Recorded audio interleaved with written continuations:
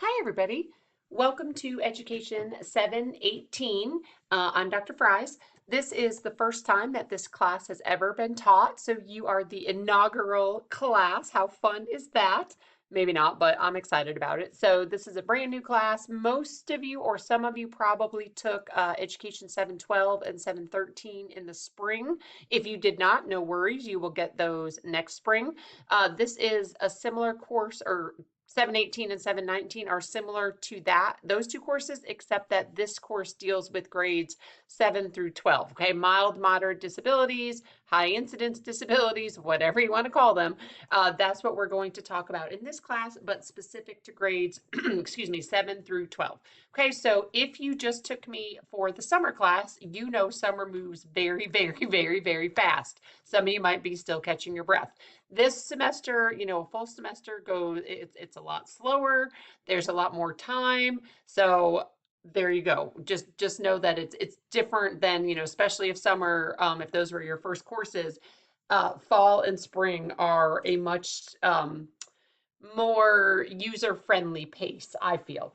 So this being that this is the first time this course is open, I don't have voice recordings for each of the PowerPoints yet, so I will open things more gradually than I did in the summer, okay? I have the actual PowerPoint, so I'm going to get some of those posted, but in terms of my little voiceover that I do, which you may or may not listen to, that's fine, those will kind of roll out gradually. So when you log into, that is an untruth, okay, when you log into 718, this tab will be visible to you. I'm going to try to set up, or I will set up both courses, 718 and 719, pretty much the same things. This tab is always your first one that you want to go to. I will do separate recordings for 719, by the way, but I just wanted to throw that out there. So you're going to want to start here where it says getting started, syllabus, intro assignment, etc. Okay, so I've kind of divided, so our textbook has 14 chapters. I'll get to the textbook in just a second.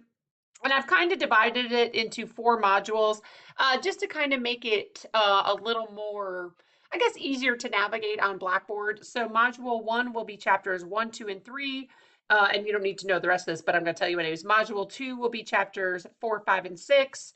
Module 3 will be chapters 7, 8, and 9. And then module 4 is really a lot of our strategies. So chapter 10, 11, 12, 13, and then also chapter 14. Okay, so again, it doesn't necessarily, I'm just trying to keep it a little cleaner on Blackboard. So if you click on module 1 right now, haha, it's empty. I will put up the chapter 1 PowerPoint and the sound recording that goes with it. So that should be available for you when the course starts. But let's go back to our Getting Started tab. So the syllabus will be right here where it says syllabus and syllabus review video. So this video that I'm recording now will also be right here, and I will also post it in the announcements. So if you go to the home page, yours might look different than mine. Actually, let me see. Yours, again, might look a little different than mine, but you're going to look for where it says my announcements. There should be nothing there right now, but I will post an announcement and I will post a link directly to this video. I also send out, there's a box you can check when you post an announcement that says send an email immediately. I always do that, so you make sure to be aware that there, is something there.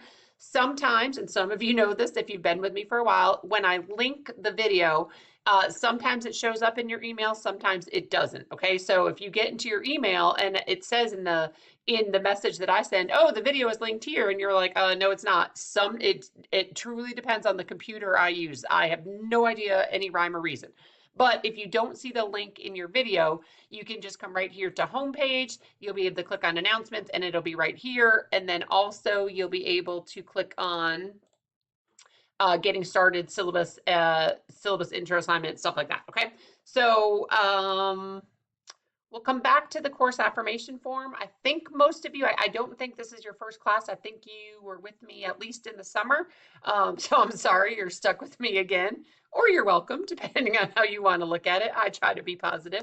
But if you are new to Francis Marion, to the program, to Blackboard, you're going to want to watch this video. It is from a past semester, okay? So don't worry about any dates or anything. But if you are still unfamiliar with how to submit your affirmation page, other videos, or other assignments, excuse me, you're going to want to watch here. Okay, so let's get into the syllabus. I have a feeling I will probably need to do this in two parts, which is okay. So let's see what we can cover in this part. So this is, I will put the video here. It is currently, oh, you don't see that. Oh yeah, you will. The video will be here and it will not be hidden. So just know that that's there. But here's the syllabus, and I promise I will get to the textbook. I did not go through the bookstore. I think I told y'all who took 761. The bookstore kind of couldn't get their act together, so we're just going to do it on our own. I do want to show you one thing, so I'm just going to move the screen up. If you open a document ever and it looks like this, where there's yellow and it says enable editing, just click on enable editing, and that will allow you to oh boy, don't even tell me this. Okay, there's been a whole lot of computer problems because of course there has, right? So you might need to click on that. Don't even, and I'm in my new office. Ooh, that's fancy. Don't even get me started. All right, so best way to reach me is my email. If you do ever want to meet, we could set up something virtual and meet that way. Here's your description. Co-requisite is Education 719. I do believe all of you are enrolled in both courses, which is good. If you're not, call me, email me, or Dr. Ritter, because we need to get that taken care of. So the textbook, oh, okay. The textbook that we're using is called Including Adolescents with Disabilities in the General Education Classrooms. So it is through Pearson, and I'm going to show you the Pearson page. But then the way I have to access it is through what's called Vital Source, okay? You can certainly do the digital or print version, but let me show you. The syllabus is going to go away for just a second. Okay, so let me show you. If you go to Pearson and you put in, if you put in this title, Including Adolescents with Disabilities in General Education Classrooms, this should be the screen that you get, okay? You would click on I'm a student, so you'll click here and so here are the options, okay? So there's the e-textbook, you can buy it now, and it'll take you, if you do it this way, it should take you instantly right to this Vital Source. Or you can certainly do the print textbook, okay? If you are Create students, and I know most of you are, I believe, but don't quote me on this, I believe it is a $150 limit for each textbook for each course. So, you know, you're certainly within your budget over here. Again, if you want to do the print one, do that. If you want to do the e-text, do that, okay? But you can go to that link in the syllabus and it should take you right here. And again, if not, here is the title and here's what it looks like, just so you're sure that you're getting the right textbook, okay? Again, digital or print is fine, but you will need it because there are some chapter activities that you're going to need to complete. If for some reason money is an issue, you know, maybe partner up with somebody and maybe you can kind of share the book or something like that. I do think it's a good book. I know it's kind of old, you know, it's 2012, so I wouldn't necessarily go for one kind of this old, but I like it. I think there's some good strategies. I think there are some, you know, things that could be really helpful for those of you who end up teaching at this this grade level. Okay, so that's the textbook. Again, prove whichever one you want, choose whichever one you want. Sometimes I just make up stuff, y'all. A lot of this stuff is for our accreditation, which we are in the process of starting. Now it is the bane of everyone's existence, but that's neither here nor there. Okay, so let's get into the syllabus for a few minutes. You know, if you've had me for class before, I will do a more thorough, you know, review and recording for every assignment that you have coming up. But so this one's kind of a little, just an overview and just so you kind of know what's coming up for the semester, whether you want to or not. This year, I'm going to have us do an introductory Padlet. If you were with me in the summer, we know that Flipgrid is no longer. So I'm going to have us do an intro Padlet, and I have a video to post from Padlet about how to create a Padlet. So that'll be due kind of the end of week 2. We'll do an IRIS module. A lot of you have done this with me already. You will, everyone for the first one will access the first module. It's about universal design for learning. You can find it right here. And then you will submit just your post-test PD certificate only. Okay, again, if you were with me in the summer, you should know how to do that. But again, everyone will access the same first module, okay? You're gonna do something with learner accommodations because I think it's really important, especially at the secondary age. If you're in a gen ed classroom, if you end up in a gen ed classroom, as a special ed teacher, if you co-teach, if you push in whatever words you want to use, I think accommodations are really important, especially for this age. So I will provide you with a choice of four, and you will choose two total. Okay, two altogether, two, just two. So the choices are accommodations, making presentation accommodations, accommodations, making response accommodations, accommodations, making setting accommodations, and accommodations, making timing and scheduling accommodations. I'll provide everything you need for that. And again, you will just choose two. Okay, a lot of these say you can work with a partner, you can work with a small group. Okay, live your dream. If you want to work with a partner, small group, I would say I think four is a lot for a small group, but if you want to do a partner, a group of three, have at it. Only one of you, if you work together, only one of you will need to submit. Just make sure you include everyone's names. Okay, so if it's, me, my dog Georgia, and my octopus that I have in my office, it's stuffed. Don't worry. What was the name? Marcellus, right? If you read Remarkably Bright Creatures, a little aside, if you haven't read it and you have time, read it. It's so good.